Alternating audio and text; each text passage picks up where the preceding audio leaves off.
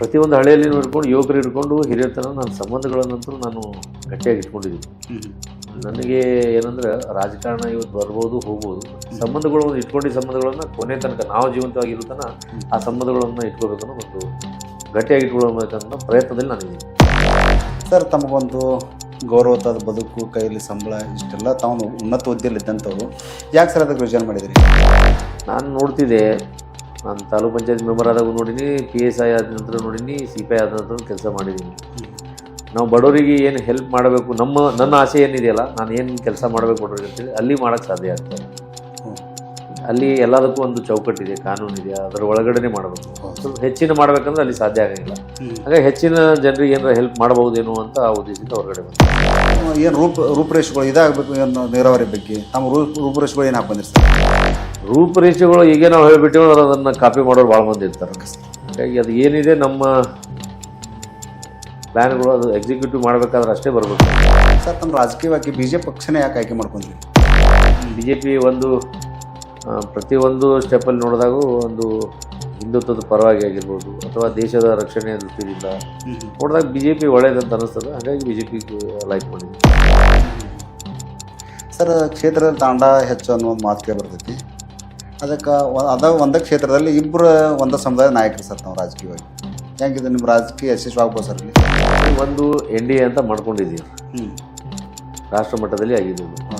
ಇಲ್ಲಿ ಒಂದು BJPಗೆ ಕೊಡ್ಬೋದು ಅಥವಾ JDSಗೆ ಕೊಡ್ಬೋದು, ಯಾರಿಗೇ ಆಗಿರಲಿ ಅನಿವಾರ್ಯ ಇರ್ತದೆ. ಪಾರ್ಟಿ ಡಿಸಿಷನ್ ಆದಾಗ ನಾವು ಯಾರೂ ಏನು ಮಾಡೋಕ್ಕಾಗಲ್ಲ. ಯಾರಿಗೆ ಪಾರ್ಟಿದವರು ಕೊಡ್ತಾರೋ ಅವ್ರಿಗೆ ಎಲೆಕ್ಷನ್ ಮಾಡಬೇಕು.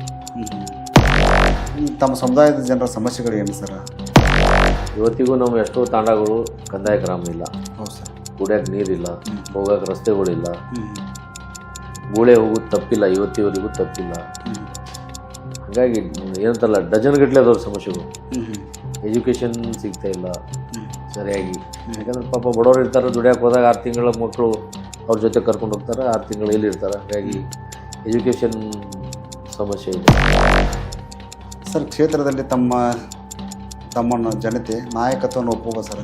ಜನರು ಒಪ್ಕೊಂಡಿದ್ದಾರೆ. ಜನರು ಎಷ್ಟು ಖುಷಿ ಇದ್ದಾರೆ ಅಂದರೆ ಪಾಪ ನಮ್ಮ ಬಗ್ಗೆ ಅವರು ಕಣ್ಣಲ್ಲಿ ನೀರು ತೊಗೊಂಡು ಮಾತಾಡುವಂಥ ಪರಿಸ್ಥಿತಿ ಇದ್ದಾರೆ. ನೋಡಪ್ಪ, ಇದ್ದಿದ್ದು ಒಳ್ಳೆ ನೌಕರಿ ಬಿಟ್ಟು ಟಿಕೆಟ್ ಏನು ಮಾಡ್ತೀವಿ ಗೊತ್ತಿಲ್ಲ ಅಂತಾರೆ. ಟಿಕೆಟ್ ತೊಗೊಂಡು ಬಾ, ನಿನ್ಗೆ ಆಸ್ತರು ಜವಾಬ್ದಾರಿ ನಾವು ತೊಗೋತೀವಿ.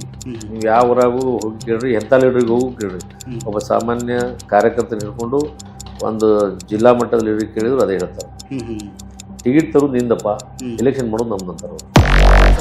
ಮಹೇಂದ್ರ ನಾಯ್ಕ ಅವರು ಬಂಜಾರ ಸಮುದಾಯದ ಅಷ್ಟ ಸೀಮಿತವರು ಎಡಗೈ ಬಲಗೈಯನ್ನು ಕಡೆಗಣಿಸ್ತಾ ಇದ್ದಾರೆ ಕ್ಷೇತ್ರದಲ್ಲಿ. ಈಗ ಏನಾಗ್ತದ್ರಿ, ಇದು ಎಡಗೈ ಬಲಗೈ ಅಂತೇಳಿ ರಾಜಕಾರಣ ಒಳಗೆ ಏನೂ ಉಳಿಲಿಲ್ಲ ಅಂದ್ರೆ ಅಪಪ್ರಚಾರ ಮಾಡೋಕೆ ಏನು ಒಂದು ಬೇಕಾಗ್ತದೆ. ಎಡಗೈದವರು ಬಲಗೈದವರು ನಮಗೇನು ಸಂಬಂಧ ಇಲ್ಲ ರೀ. ನನಗೆ ಎಲ್ಲರೂ ದಲಿತರು ಒಂದೇ. ನಮ್ಮಲ್ಲಿ ಏನಾಗ್ಯದ, ಇದೇ ಮಾಡಿ ಬೆಂಕಿ ಹಚ್ಚಿ ಈ ಸಮುದಾಯಗಳನ್ನು ಹೊಡೆದು ಆಳೋರು ಬೇರೆದವರಾಗ್ಬಿಟ್ರು.